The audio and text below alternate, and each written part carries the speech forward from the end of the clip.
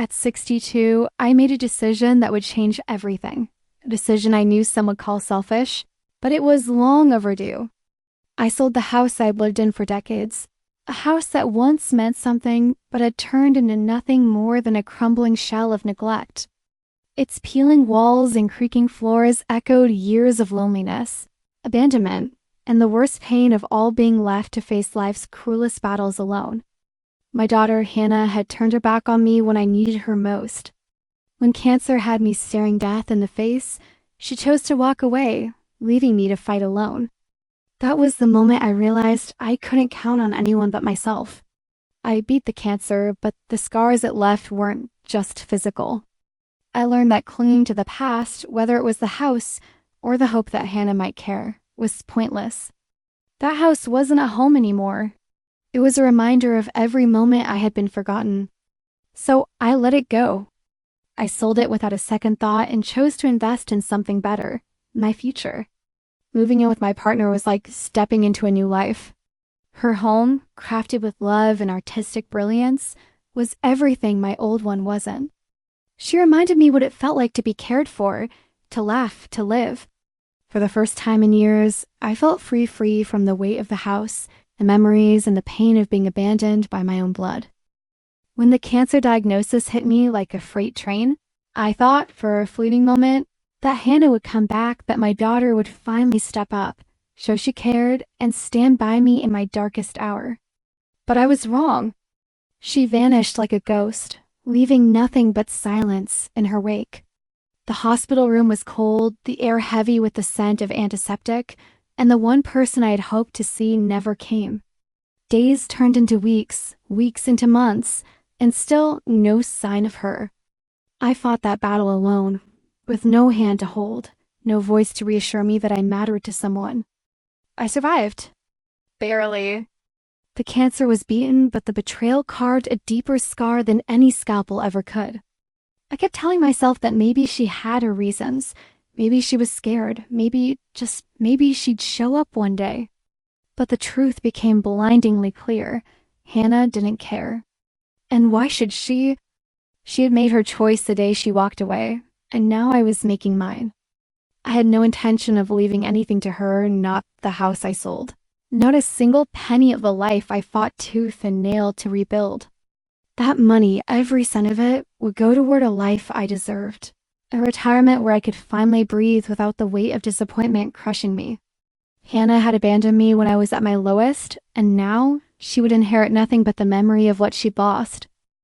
The phone call came just as I was settling into my new life, sipping coffee on the veranda of the beautiful home I now shared with my partner, CRA. The number was unfamiliar, but the voice on the other end was unmistakably furious. Andy, the new owner of my old house, was practically shouting into the phone, his words tumbling out in an angry torrent. "She's your daughter, isn't she?" He barked. Some woman just broke onto the property, tried to force her way into the house, and started screaming at my girlfriend. My heart sank. It had to be Hannah. I had sold the house months ago, washed my hands of its haunting memories, and moved on.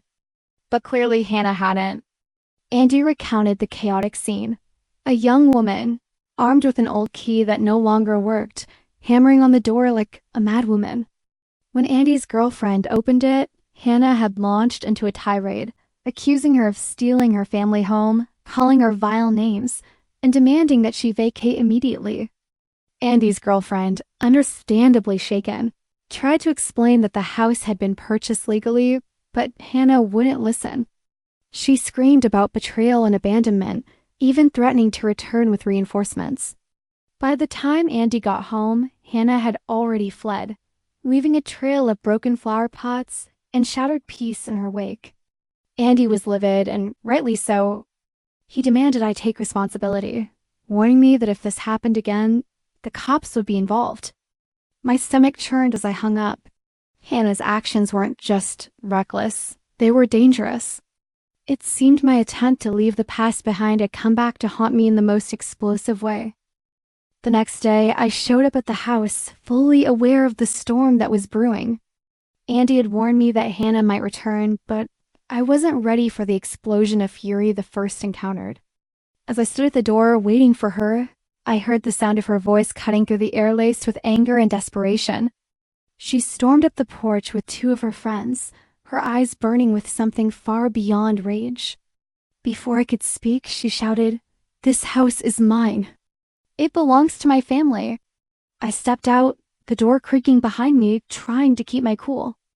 I had already made it clear to myself that I wasn't going to let her bulldoze me again. "No, Hannah," I said, my voice steady, cutting through her emotional storm. "This house is no longer yours. I sold it. It's legally theirs now." Her face contorted in disbelief, a twisted look of shock mingled with fury. "You can't do this to me. This is my home, my family's home. What about the memories?" Her words felt like a slap in the face, but I couldn't let myself show it. I had lived through too much of her selfishness, too many years of abandonment. Now it was my turn to stand firm. "I've moved on, Hannah. This house is just bricks and mortar. It's not worth the pain or the tears you want to drag me through." I could see the realization flicker across her face, like a light fading in her eyes. She stepped back, her posture crumbling as the weight of what she had lost finally hit her. She was left with nothing, not even the house she thought would somehow give her a place to return to. As I faced Hannah, her eyes burning with a mixture of rage and hurt, I felt a wave of clarity. This was it, the moment I had waited for, the confrontation that would finally put an end to the years of manipulation and disappointment. She stood there, trembling with emotion, demanding what she thought was rightfully hers. "But it wasn't." "I don't owe you anything," I told her, my voice firm, cutting through her frantic pleas. "You left me to die. You walked away when I needed you most. And now you think I owe you some sort of legacy?" Her face twisted, and for a moment, I saw the girl who had once been my daughter. The girl I tried so hard to protect. But those days were gone. The years of neglect and betrayal had turned my love into something unrecognizable. I wasn't here to comfort her anymore. "I sold the house," I continued, my words deliberate, each one heavier than the last. "That money is mine now. And I'll use it to live comfortably, to finally enjoy the life I deserve. I've spent enough time in the shadows of my past. I'm not looking back, Hannah. Not for you, not for anyone." The silence that followed was thick, suffocating. I could see the shock on her face, the realization that this time I wasn't backing down. For the first time in years, I felt a sense of peace. I wasn't a victim anymore. This was my life, my choice, and I wasn't about to let her take it from me. Hannah's voice trembled as she tried to plead with me, her words tinged with a deep sense of betrayal. She looked at me, her eyes filled with hurt, as if she couldn't comprehend what had just happened. "You can't just abandon everything, Dad. That house, everything, it's ours," she begged, her hands shaking as she reached out, desperately hoping for something, anything to salvage this broken bond between us. But the truth was clear. I wasn't the man she once knew. I'd shed the layers of resentment and disappointment that had weighed me down for so long. I wasn't going to let her manipulate me anymore. "No, Hannah," I replied, my tone colder than I had ever intended. "You left me. When I was ill and vulnerable, you turned your back on me. Now you think you can waltz back into my life and demand everything be fixed? No. The choices you made have consequences. You're not a child anymore. You have to take responsibility for what you've done." Her face faltered, the pain in her eyes too much to bear. But I couldn't allow myself to back down. The woman standing before me wasn't my little girl anymore. She had made her bed long ago, and it was time for her to lie in it. I turned away from her, feeling an ache deep in my chest. It wasn't easy, but it was necessary. There was no going back. This was the last time. As I walked away from the confrontation with Hannah, a strange sense of liberation washed over me. It was as though a heavy weight had been lifted off my chest, the weight of years of guilt, resentment, and unspoken words. The sun hung low in the sky, casting a warm glow over the quiet street, And for the first time in a long while, I felt at peace. The emotional storm that had raged for so long seemed to settle in that moment. The sharp sting of Hannah's accusations no longer cut through me. I had done what I needed to do, what was long overdue. My decision to sell the house, to move on, had been driven not by malice, but by the need to finally draw a line. I wasn't going to let my past, my failures, my daughter's betrayal, continue to dictate my future. I had set the boundary, and in doing so, I had reclaimed my own life. My life with Andy, my partner, felt more real now than ever. We could finally embrace the quiet, peaceful retirement I had dreamed of, free from the turmoil of a relationship that had been poisoned for too long. I wasn't angry, nor was I regretful. I was simply relieved. It had been a painful choice, but the right one. No more walking on eggshells. No more being held hostage by guilt. As I closed the door behind me, I felt a contentment I hadn't known in years. Story 2. At 34 years old, I was still reeling from the aftermath of a long-term relationship that had fallen apart. It wasn't that it ended on bad terms, but the emotional scars were still fresh, and the thought of diving into another serious relationship seemed daunting. However, everything changed when I met Katie. She was a breath of fresh air, and unlike anyone I'd encountered before. We met one ordinary day at a coffee shop, and instantly, there was this undeniable connection. Despite my warning her about not being ready for anything serious still, nursing the wounds of my past, Katie didn't flinch. Instead, she patiently waited, giving me the time and space I needed to heal. It felt almost too good to be true. Here was a woman who truly understood the complexity of my situation, yet never pushed, never demanded. She believed in us, even when I wasn't sure of myself. Months passed, and my heart slowly began to open again. Our bond deepened, and eventually, after a year and a half, I realized that I was ready to move forward. Katie had been there, unwavering, offering me love and support through some of my darkest days. She stood by me when I was broken, showing me a love that I had long forgotten existed. When I proposed, it felt like the beginning of a new chapter, a chance to build a life with someone who truly valued me. Little did I know our journey was only just beginning. In the beginning, our marriage seemed like a dream. I had found someone who truly understood me, and together, we built a life that many would envy: stability, love, and financial security. For 3 years, everything appeared perfect. Katie continued to flourish in her career, and we shared a comfortable rhythm, supporting each other as we grew. But as the years went on, things began to shift. Katie started working increasingly long hours. At first, I thought little of it. After all, her career was important to her, and I admired her ambition. But then the late nights turned into full weekends spent at the office, and I found myself feeling more and more like a stranger in my own home.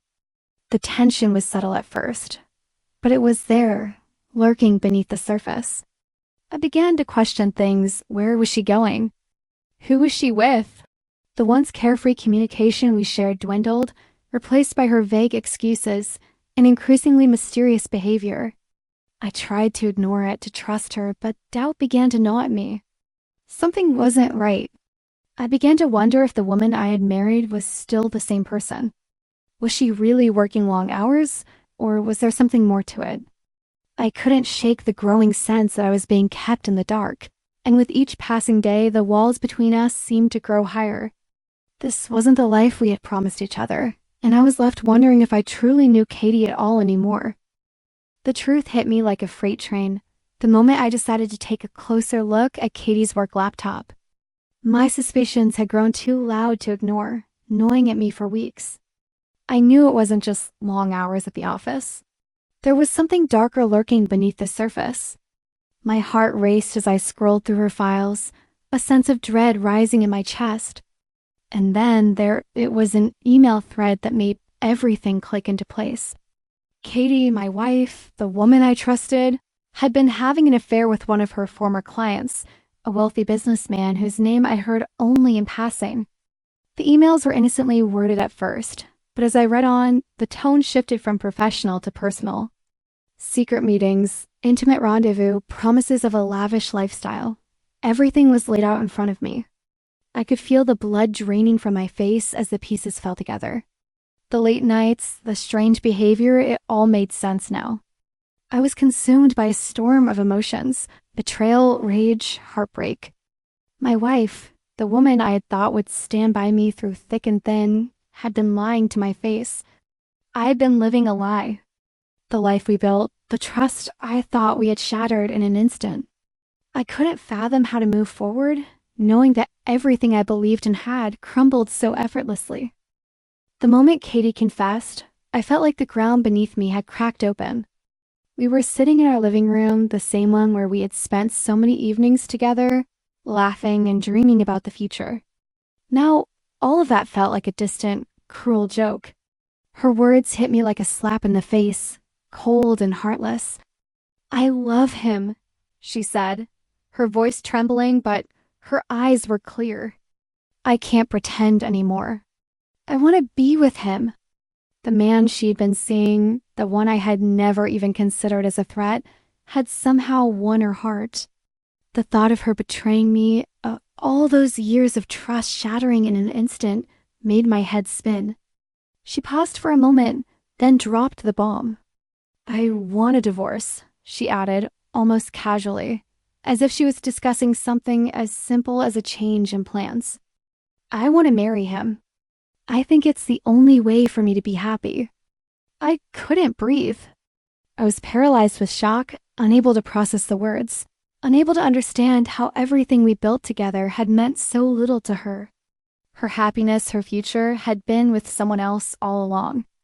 The love I thought we shared was gone, replaced by someone far more glamorous, far more dangerous.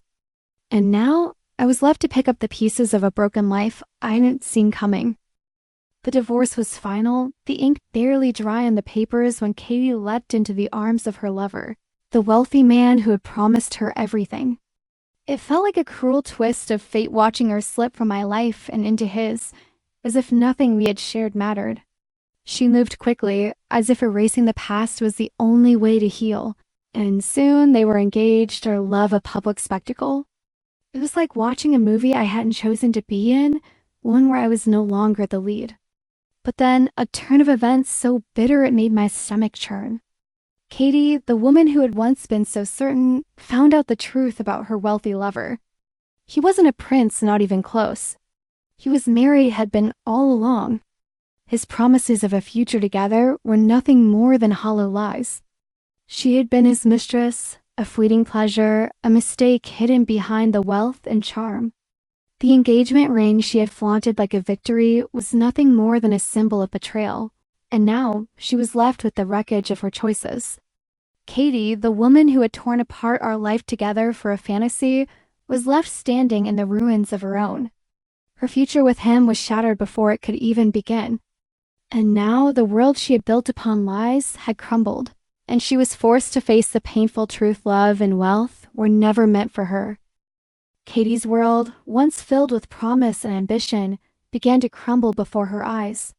The devastating realization that her dreams of a future with the wealthy man were shattered took a toll far deeper than she had ever anticipated. The shock of betrayal, the disillusionment of being nothing more than a passing fancy in his life, sent her spiraling into a pit of despair. What had seemed like a bright new chapter in her life quickly turned into a chaotic mess of heartbreak and shattered illusions. Her work, once a source of pride and accomplishment, began to unravel. The confidence she once exuded was replaced with an overwhelming sense of failure and doubt. Katie, once a driven woman, now found herself struggling to meet deadlines and maintain focus. The stress took its toll on her, affecting not only her professional life, but her personal health as well. As the days passed, her income began to plummet, and the lucrative opportunities she had once enjoyed seemed to slip through her fingers. Clients were hesitant to trust someone who was visibly struggling, and her career seemed to be slipping into a downward spiral. Katie's world, once a carefully constructed castle of wealth and dreams, was now nothing more than a crumbling ruin of regrets and missed chances. The fallout from her rash decisions had caught up with her, and now she was left to pick up the pieces, unsure of how to move forward. After everything that had happened, I found myself seeking comfort in unexpected places. My marriage to Katie had fallen apart so quickly, and the pain of betrayal still echoed in my heart. But in the midst of my struggles, I reconnected with someone from my past, an old friend who had been there for me before, even when I didn't realize I needed someone. We had lost touch over the years, but the bond between us never really faded. And now, as I tried to piece my life back together, I found myself turning to them for solace. I couldn't rush into anything, not after everything I had endured. My heart had been shattered too many times, and I wasn't about to let history repeat itself. So I took things slow. We began talking again, just like old times, reminiscing about the past, sharing our thoughts and fears about the future. The more we spoke, the more I realized how much I had missed their presence in my life. It wasn't an instant connection, but over time I began to feel that familiar sense of comfort and trust. I knew better than to let my guard down too quickly. The pain of the past still haunted me, and I wasn't ready to fully open my heart again. But as we spent more time together, slowly rebuilding the trust we had once shared, I found myself allowing the possibility of something new. Something real. It wasn't perfect, but for the first time in a long while, it felt right. Katie lost control the moment she realized I was finding happiness again. The walls I had carefully built around myself were crumbling, but they weren't meant for her. She had spent too much time wreaking havoc in my life, and now it seemed like she couldn't stand seeing me move on. Her frustration spilled out onto social media, where she began attacking me relentlessly. The posts were filled with venom and accusations, as though she could somehow regain the power she had lost. But I wasn't going to fall for it. Not anymore. Not after everything she had put me through. I watched as her rants grew louder, more desperate, trying to drag me back into the chaos. It was like a storm, but I refused to let it tear me apart again. I knew the path I had chosen, and I was finally starting to walk it with some peace of mind.